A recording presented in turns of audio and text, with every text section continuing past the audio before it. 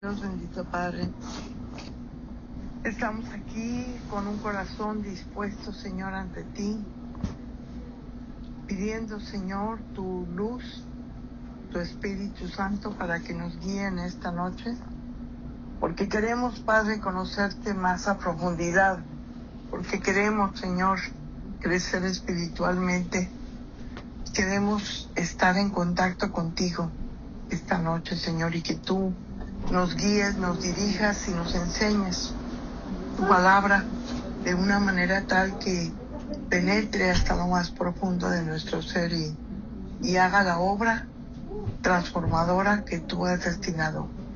Guárdanos y protégenos del mal a nosotros y nuestras familias, Señor, porque necesitamos, Padre, siempre ser cuidados y fortalecidos por ti. Gracias por todo esto y por la bendición que es que estés con nosotros y el privilegio de acompañarnos en todo momento en este altar de oración. En el nombre de Jesús. Amén. Amén. Bien, vamos a trabajar en lo que corresponde al día de hoy, que es Segunda de Tesalonicenses, capítulo 3, versículos del 11 al 15. Y voy a leérselos en la versión actual para ponernos en contexto. Dice, pero nos hemos enterado de que hay entre ustedes algunos que no quieren trabajar y que se la pasan metiéndose en asuntos ajenos. Versículo 12. A esas personas les llamamos la atención y con la autoridad que el Señor Jesucristo nos da, les ordenamos que trabajen para ganarse la vida y que dejen de molestar a los demás. Versículo 13. En cuanto a ustedes, hermanos, no se cansen de hacer el bien. Versículo 14. Aléjense de cualquier miembro de la iglesia que no obedezca lo que ordenamos en esta carta, para que le dé vergüenza. Versículo 15. Pero no lo traten como enemigo, sino repréndalo como hermano. Bien.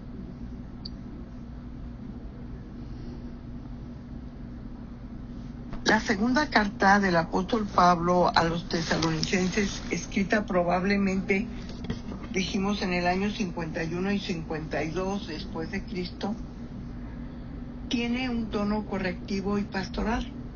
Pablo había visitado Tesalónica durante su segundo viaje misionero. Esto está en Hechos 17, 1 al 9, predicando más o menos aproximadamente por 3 semanas en la sinagoga, donde muchos creyeron, pero también donde enfrentó oposición por parte de los judíos que no aceptaban el mensaje. En la primera carta que ya vimos de Tesalonicenses, Pablo ya había animado a la iglesia sobre la segunda venida de Cristo, aclarando dudas, corrigiendo malentendidos. Sin embargo, entre la primera y la segunda carta surge un problema. Algunos creyentes comenzaron a vivir de manera ociosa, justificando su actitud con la expectativa del regreso del Señor. Ese problema no era meramente así, sino que estaba afectando la vida de la comunidad. Algunos habían dejado de trabajar, vivían a expensas de otros, se entrometían en asuntos ajenos y se justificaban diciendo que al cabo ya no tarda en venir Cristo. En este pasaje que acabamos de leer de Segunda de Tesalonicenses 11 al 15, es la exhortación final de Pablo, donde aborda directamente esta situación, aplicando principios prácticos para la vida cristiana y, sobre todas las cosas, para establecer un equilibrio, una disciplina para los desobedientes, pero también amor y restauración.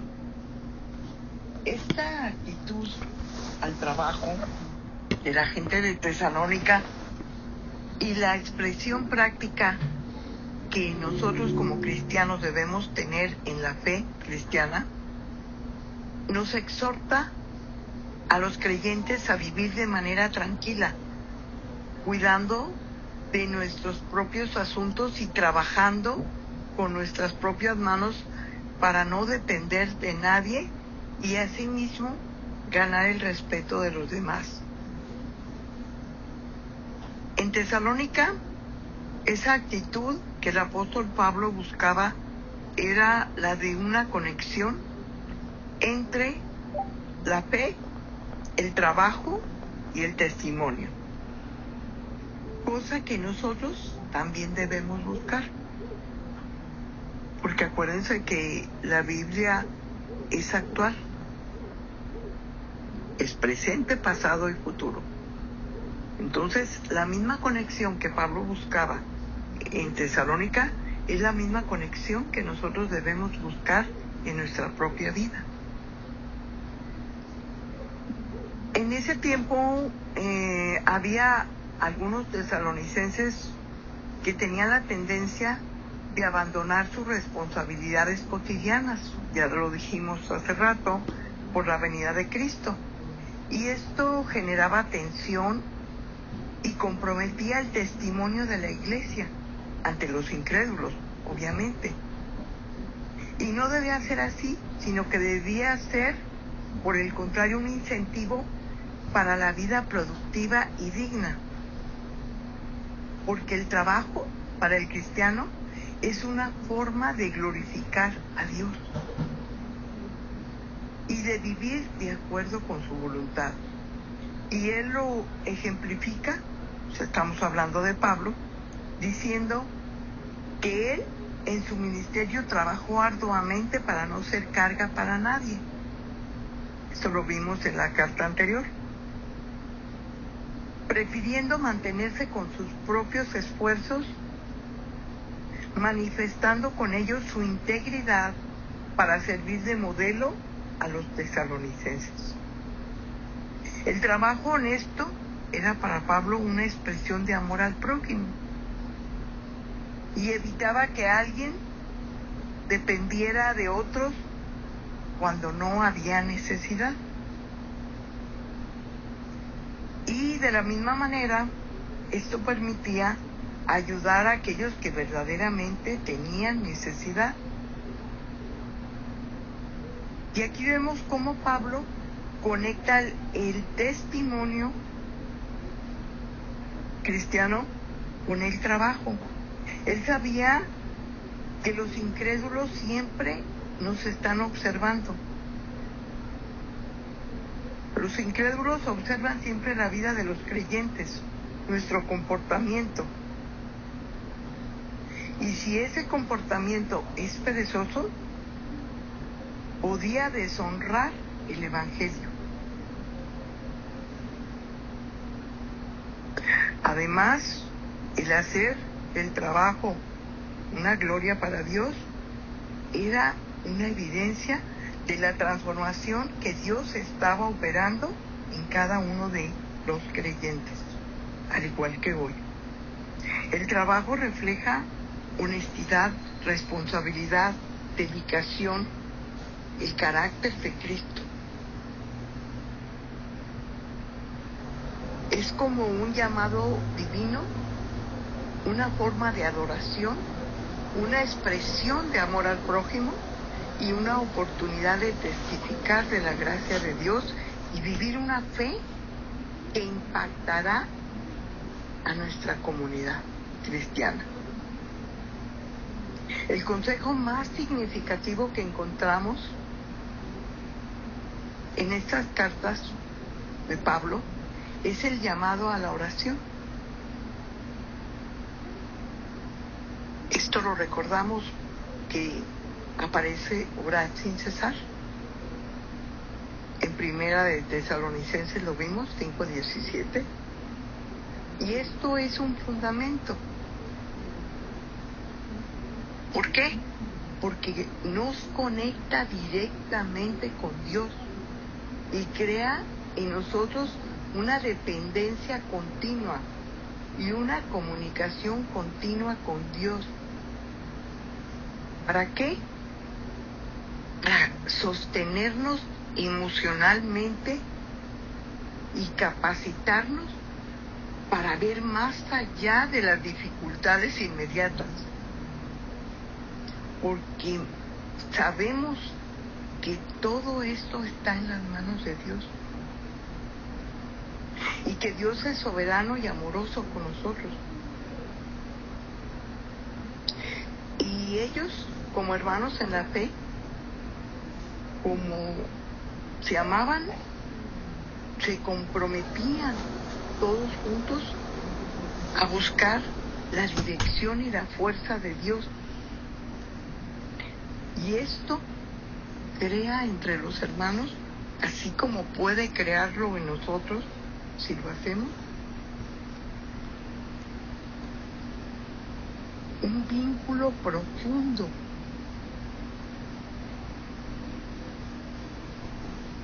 que refuerce el amor mutuo entre nosotros y la solidaridad. La oración es una fuente de sabiduría, de discernimiento, porque a través de ella el Espíritu Santo nos orienta, nos enseña a vivir en gratitud. Podemos tener diferencias de opinión, podemos tener diferencias en la madurez espiritual. Pablo lo dice.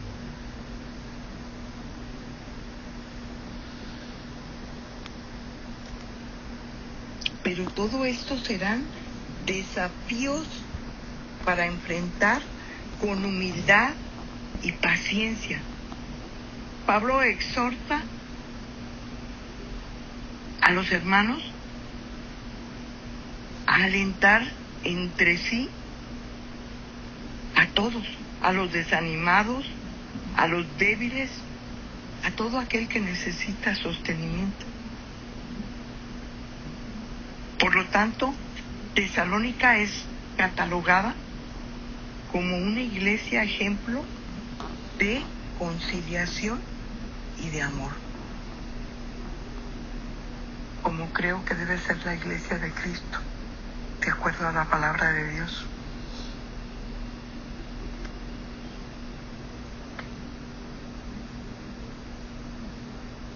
Vamos a buscar el entorno de Tesalónica, que era la capital de Macedonia y era un puerto estratégico en la vía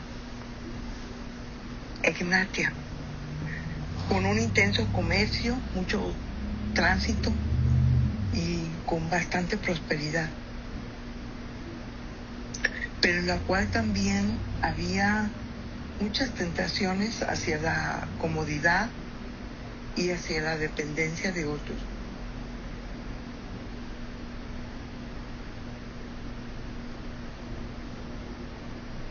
En esta iglesia había una expectativa muy grande por la segunda venida de Cristo. Lo vemos en Marcos 13, 26 y 27 y Hechos 1:11. Sin embargo, algunos malinterpretaron esta esperanza, creyendo que era innecesario seguir trabajando, como lo acabamos de ver. Y esta mentalidad, combinada con la cultura de dependencia, llevó a una vida desordenada y ociosa. En el versículo 11 vimos que la palabra nos dice: porque oímos que algunos de entre vosotros andan desordenadamente, no trabajando en nada, sino entremetiéndose en lo ajeno. Y la primera frase, yo creo más correcta, es andan desordenadamente, que implica un comportamiento fuera de orden, de un orden establecido por Dios. Porque un soldado de Cristo no rompe filas.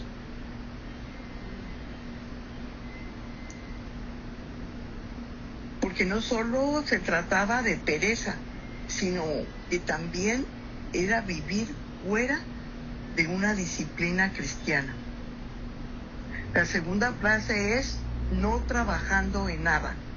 Indica una inactividad voluntaria, no porque tuvieran incapacidad, sino por decisión. Y la tercera frase es entremetiéndose en lo ajeno. Literalmente, trabajar alrededor de lo que no les pertenecía, es decir, entrometerse en asuntos ajenos. Algo que Pablo reprueba también, lo veremos en 1 de Timoteo 5:13.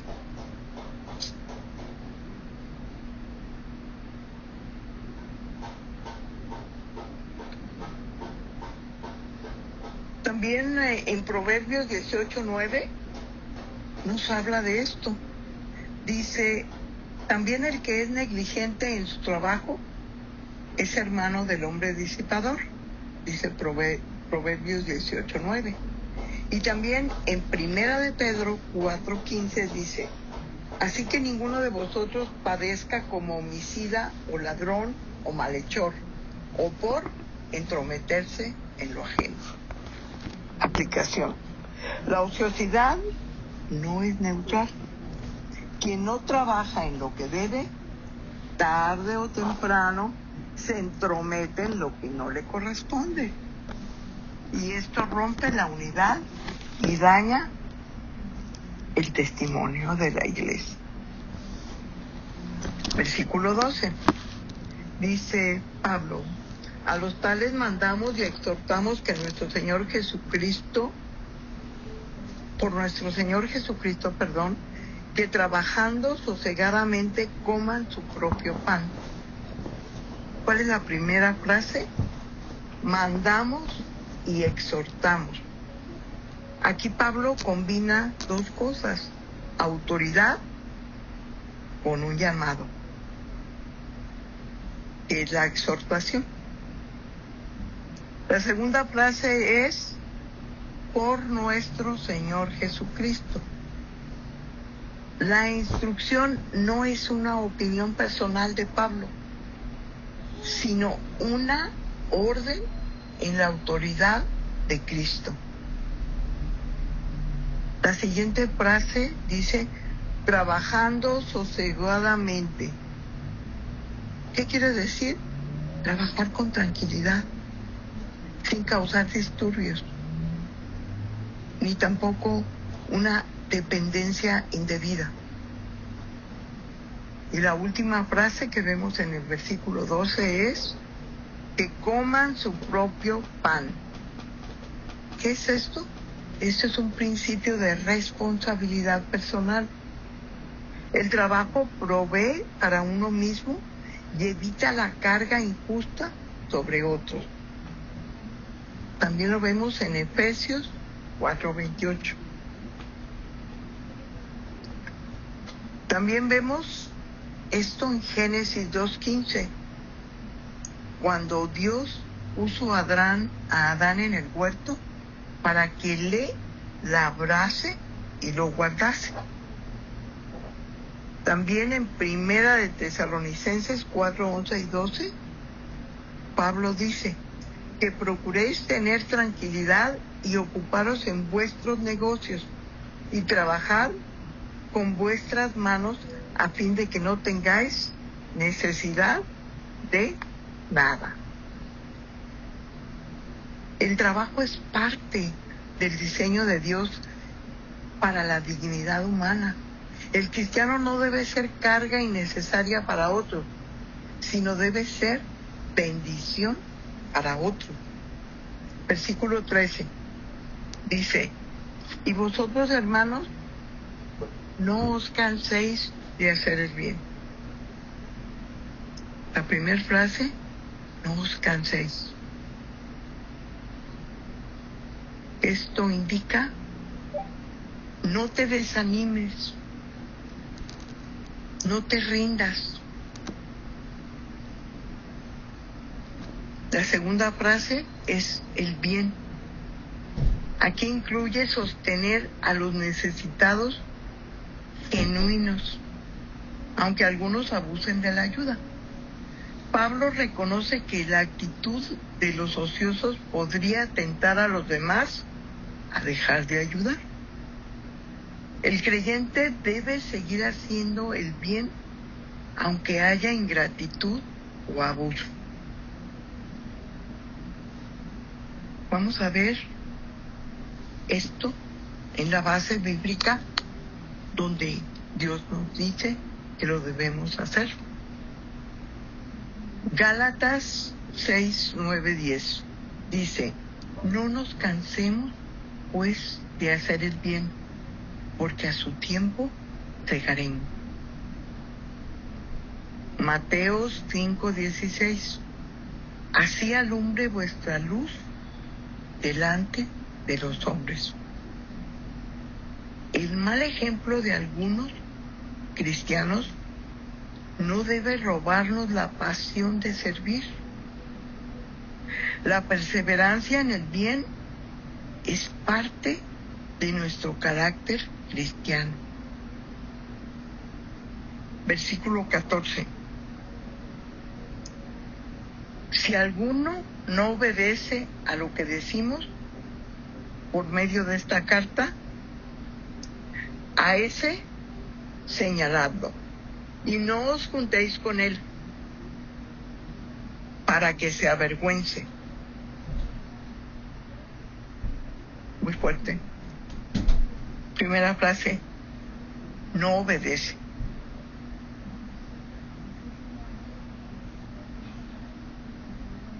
Pablo aquí nos habla de un mandato claro. Como apóstol de Cristo, debemos obedecerlo.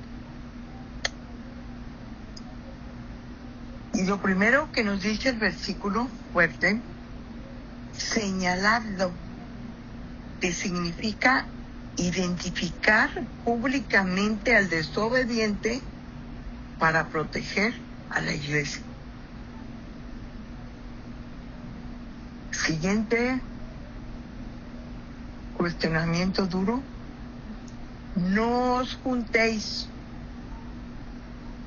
Se refiere a restringir nuestra comunicación social, no como un castigo, sino como una medida correctiva.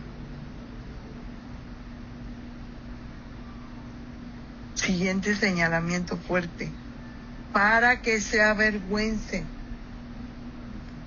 La meta es producir arrepentimiento por medio de esta confrontación, la cual debe ser amorosa.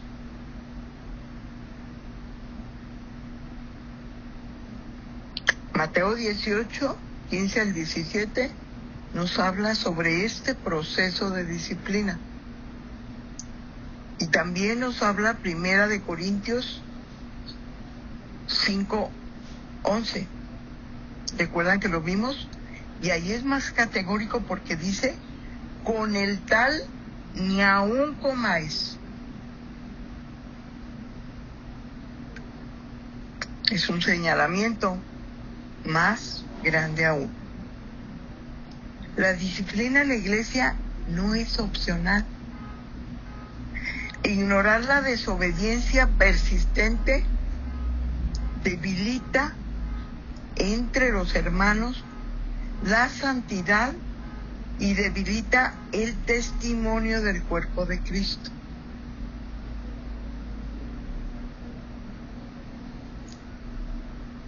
Versículo 15. Mas no lo tengáis por enemigo, sino amonestadlo como hermano. Aquí encontramos en el versículo 15 un equilibrio bíblico,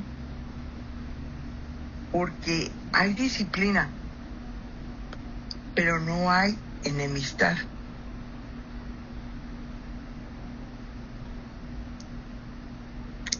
El desobediente sigue siendo parte de la familia espiritual. Y la meta de nosotros es su restauración. Luego nos da una orden en el versículo 15. Amonestadle. ¿Esto qué significa? Instruir, advertir, corregir.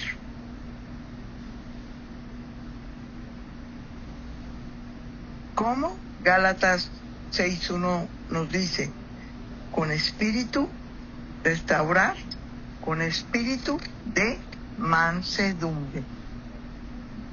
También segunda de Timoteo 2:24 o 25 nos dice corregir con mansedumbre a los que se oponen. La corrección cristiana siempre debe estar empapada de amor, buscando restaurar y no destruir. El trabajo es parte de la espiritualidad cristiana. No es solo un tema económico, es una expresión de obediencia a Dios. La ociosidad es un terreno fértil para el pecado. Cuando no usamos nuestra energía para el bien, fácilmente la usamos para el mal. La disciplina es necesaria para la salud espiritual. No es autoritarismo, es cuidado. El amor debe guiar siempre la corrección. Sin amor, la disciplina se convierte en dureza. Pero sin disciplina, el amor se vuelve permisivo. La perseverancia en el bien, aun cuando algunos abusen de la generosidad de los hermanos, se debe seguir haciendo porque es lo correcto. Pablo nos muestra en este pasaje un equilibrio perfecto entre verdad y gracia. No tolera la pereza, no tolera el desorden, pero tampoco permite que el amor se enfríe.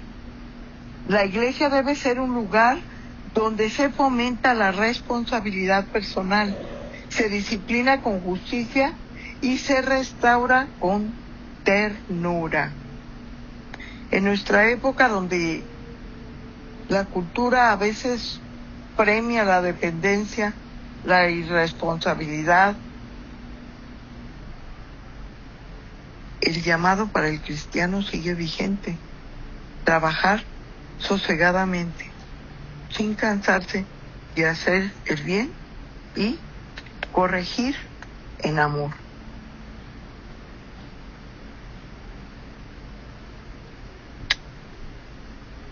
Gloria a Dios. Bendito Dios, bendito Padre, gracias por la enseñanza del día de hoy. Gracias, Señor, por sobre todas las cosas, porque tenemos que aprender que tú nos creaste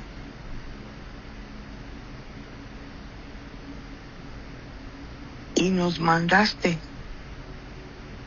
tener un trabajo de unidad, de armonía, de amor, de servicio, de gratitud, de respeto, de integridad, de honestidad, de servicio unos a otros.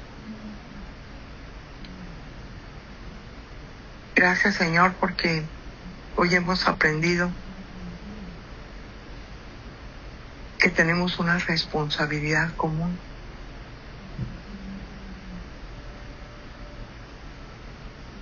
Y que tenemos que entender que formamos parte de un cuerpo.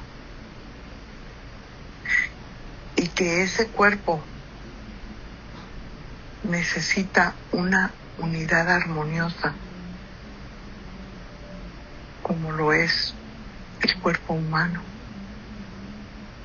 Y sin esa unidad armoniosa no hay salud espiritual. Y sin la oración constante y sin cesar, no hay esa victoria que queremos lograr, esa victoria espiritual. Gracias, Señor, por tu enseñanza. Gracias por hablarnos a través de tu Espíritu Santo en esta noche. Porque sabemos, Señor,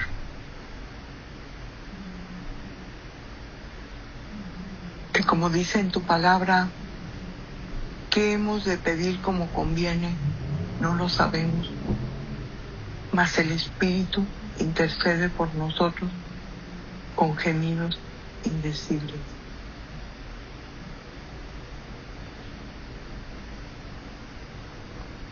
Hoy sabemos, Padre, que hay niveles de madurez espiritual de acuerdo a estas cartas del apóstol Pablo. Sabemos que hay diferencias de opinión, de caracteres, de temperamentos, de actitudes, de formación, de educación.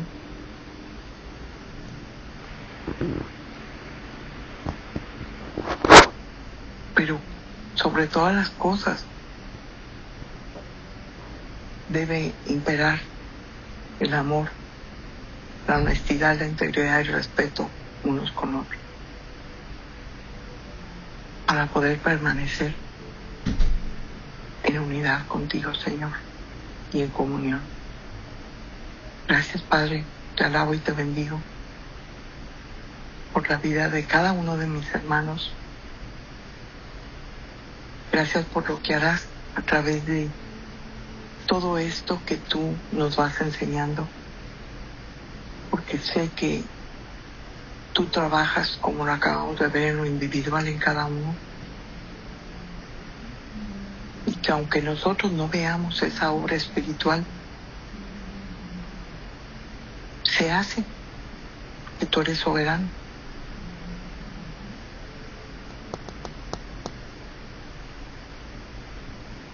Y con un corazón lleno de gratitud